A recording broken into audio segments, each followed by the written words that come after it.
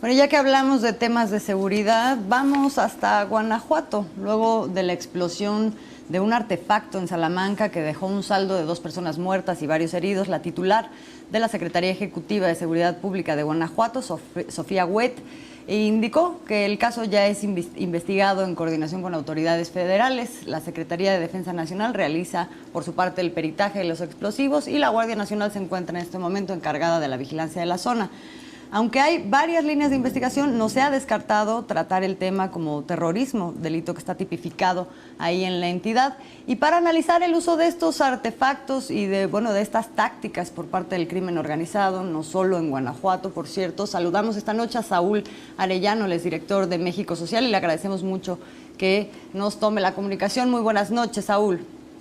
Muy buenas noches, Azul. Buenas noches, Juan. Buenas noches. Gracias por atender nuestra llamada, Saúl, para tratar de entender un poco qué está pasando ahí en Guanajuato. No solo en Guanajuato, estamos hablando de tácticas que, si bien no son nuevas, pues sí merecen una atención especial. ¿Frente a qué estamos, Saúl? Bueno, sin duda es un asunto de un escalamiento de la violencia. Así se ha estado comentando por las y los expertos, tanto en la entidad como fuera de ella. Pero justamente lo que comentaba la secretaria Rosa Isela es lo que no está ocurriendo con Guanajuato. Hay una negativa del gobierno del estado a contribuir, a colaborar con las fuerzas federales, y se ha dado justamente la politización del tema de la seguridad pública. El gobierno del estado, la fiscalía, la Secretaría de Seguridad Pública han rehuido atender el tema bajo el pretexto de que se trata de cuestiones de crimen organizado y que por lo tanto le corresponderían exclusivamente a la federación, cuando pues todas y todos sabemos que a partir de las reformas que se han llevado a cabo en los últimos años, también los gobiernos estatales son responsables de la investigación, la prevención del delito y desde luego la investigación de este tipo de crímenes. Hay que recordar además en el contexto local que Salamanca, que es el lugar donde fue detonado este aparato, este artefacto explosivo, es uno de los municipios con más elementos de policía asesinados en el país en los últimos años. Hay que decir también que no es la primera vez que hay una amenaza de bomba en el estado.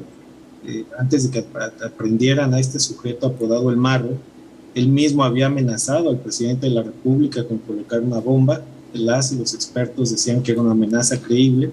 Ya se había desactivado alguna ocasión también un artefacto explosivo que pretendía atentar en contra de la refinería que está allí en Salamanca, y todas estas cuestiones hoy llegan a una realidad que evidentemente muestra el nivel de crisis de inseguridad en la que está el estado de Guanajuato. Hoy se daba a conocer que el país llega alrededor de 100,000 homicidios dolosos en lo que va de la administración del presidente López Obrador, pero hay que regionalizar los datos.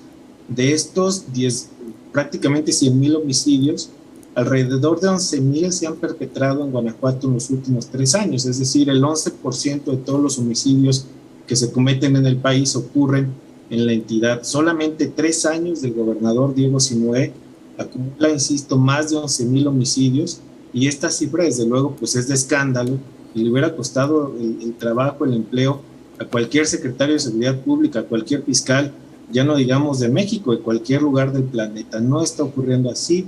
Hay un empecinamiento del gobernador por cuestiones ideológicas, políticas, por no reconocer que se equivocó en el nombramiento, además de su debilidad política también al interior del estado, que le impide tomar la decisión de cesar a los funcionarios que son los responsables de seguridad, y que yo insisto, con 11,000 cadáveres a cuesta, más alrededor de 2,500 personas desaparecidas en la entidad, pues deberían haber dejado el cargo hace mucho, ¿no?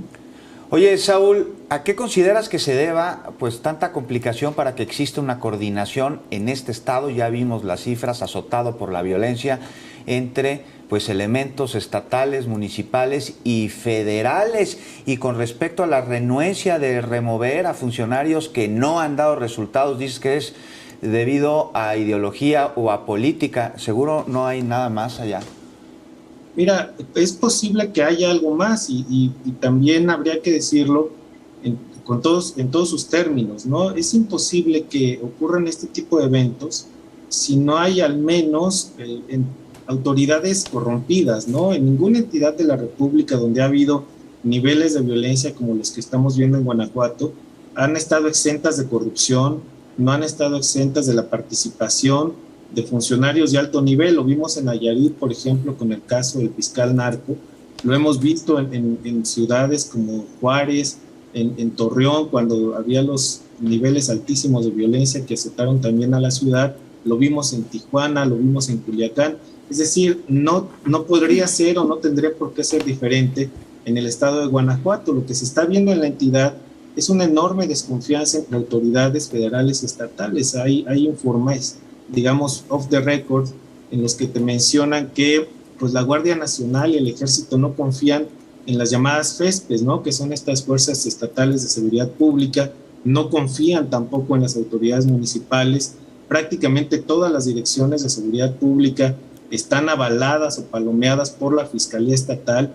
No hay un funcionario de alto nivel de seguridad pública en los municipios que no sea palomeado por la oficina del fiscal, y esto desde luego pues lleva a una férrea, digamos, control, una férrea manipulación de las autoridades locales de parte de la Fiscalía, que impiden un proceso ordenado, coordinado, con buena voluntad política de resolver esto. Finalmente lo que está en medio es la seguridad y la vida de las personas, y lo que vemos en Salamanca, por ejemplo, es líneas de investigación que apuntan al cobro de piso, quizá a la extorsión, pero también hoy el portal PopLab, por ejemplo, un medio local, publicaba que hay también una tercera línea, que es que los dueños de este establecimiento son socios de Romero de Champs, por ejemplo, ¿no? Entonces se abre por ahí también una veta de investigación muy compleja. Habrá que ver si se verifica el dato, pero bueno, esto abre, insisto, una veta muy fuerte, por lo que se sabe que se acusaba a este personaje de participar en las redes de distribución ilegal de combustible, por ejemplo, ¿no?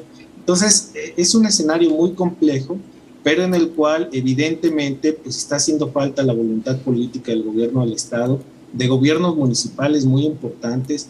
No olvidemos que Guanajuato es un estado poliédrico, policéntrico, en el cual hay municipios muy grandes. León, por ejemplo, tiene 1.700.000 habitantes, los municipios de Irapuato, Celaya, que tienen más de 700.000 cada uno, Salamanca, que ya casi ronda por los 500.000.